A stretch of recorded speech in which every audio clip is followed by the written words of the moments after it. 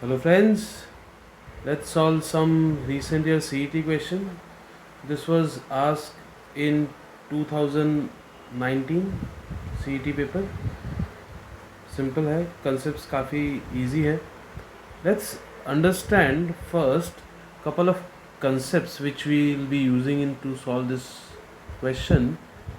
One is, do you remember what is cosec inverse of 1 by x? Can I write cosec inverse of 1 by x as sine inverse of x? We will be using this particular concept. So what we have to do is, if we want to move from cosec to sec, we have to take the reciprocal. That's one thing. That's first concept. Second, do you remember what is sine inverse of x plus cos inverse of x? Sine inverse of x plus cos inverse of x is pi by 2. These are the two basic concepts I'll be using to solve this question. Observe. We have cosec inverse x square plus 1 upon x square minus 1. Can I write sine inverse of x square minus 1 by x square plus 1?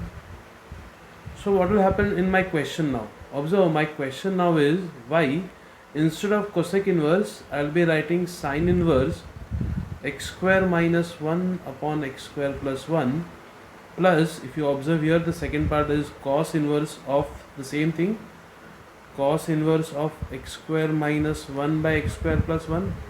So what you need to do is sine inverse of theta plus cos inverse of theta is pi by 2, so this will be just pi by 2. So if y is pi by 2, what will be derivative? It's a constant. Derivative of constant is 0. Now which is my option number B. So answer is just simply option number B.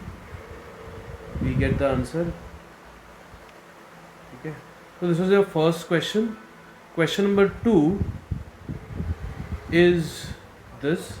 We have value of x as t log t, value of y as t power t, and we want to find dy by dx.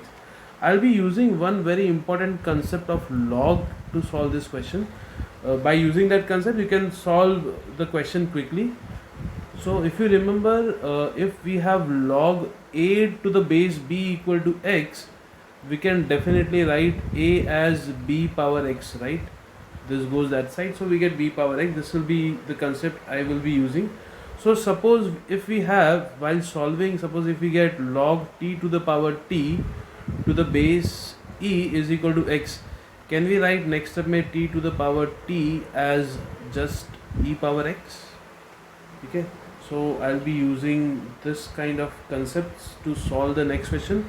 Observe what we have. We have two things in the question. One is y is t power t, and we have x is t log t. The first thing is I'll take this in the power, so we get x as log of t to the power t. This t I have taken in the power here, so if I take this t in the power, but can I use now equation number 1? Equation number 1 says y is value of t power t. So my question now is log of, instead of t power t, I'll just write y from equation number 1. So what we get here is we got x as log y. Now here base is not written, but we need to understand if base is not written, that means base is e, right? So if I just use the concept here, what we get is we get e to the power x equal to y. Okay, so we just got y as e power x. Now it becomes very easy. If y is e power x, what is dy by dx? Dy by dx is simply e power x, right? Derivative e power x is e power x. So we get e power x as our answer. So our answer here is option number D is my answer. We get answer as option number D. This was also very simple, straightforward question. We go to the next part. Third question. Our third question is from higher order derivative. Again, what basic concept I am using, I'll just write it here. One concept is, what you need to know is what is derivative of tan inverse of x. Derivative of tan inverse of x is 1 by 1 plus x square, which everybody knows. What is derivative of x square? Derivative of x square, I think everybody know, is 2x, and I hope you know derivative of u into v also.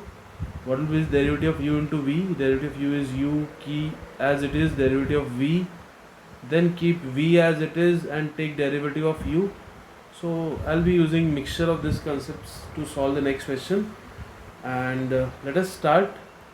We have y as tan inverse of x the whole square, which is like square of something, right? So if I take derivative, I have to take 2 times tan inverse of x, and as a chain rule I need to take derivative of tan inverse of x again. Now what is derivative of tan inverse of x? Derivative of tan inverse of x is 1 by 1 plus x square. So finally what we get here is we get 2 times tan inverse of x into 1 by 1 plus x square. Now if you remember all this question, after doing this step, the next step is always the cross multiplication, right? This 1 plus x square, better I multiply with dy by dx, so I can differentiate it easily. So 1 plus x square goes on other side, so I get 1 plus x square times dy by dx is nothing but 2 times tan inverse of x. Up to here the question was very easy.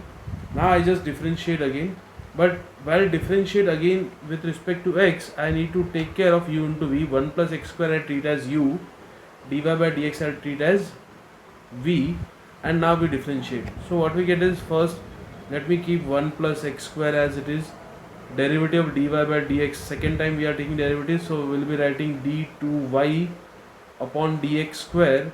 Now what I'll do is I'll now keep dy by dx as it is, keeping dy by dx as it is, derivative of 1 is 0, derivative of x square will be 2x, and right hand side we just take derivative of tan inverse of x. So this 2 is kept as it is, derivative of tan inverse of x is 1 by 1 plus x square, and we got the answer, right? What we have to do is, if you just observe, we need here x square plus 1 the whole square, right? So what I do is I just multiply 1 plus x square also on other side. If I just multiply 1 plus x square on other side, what I get is, I get 1 plus x square already was there, and 1 plus x square into 1 plus x square will give me 1 plus x square the whole square. This d2y by dx square as it is, plus 2x, 2x is also multiplied with 1 plus x square into dy by dx, and this entire thing is just equal to 2, right? So my answer here is 2, because the question says I want to find the value of 1 plus x square the whole square d2y by dx square, 2 times x square plus 1 dy by dx equal to what, right? We wanted to find this entire thing is equal to just 2. So here 2 is, observe my answer is option number B. So we get our final answer. Answer is option number B. Okay, so we have solved 3 very easy questions, and you can expect similar questions in the exams.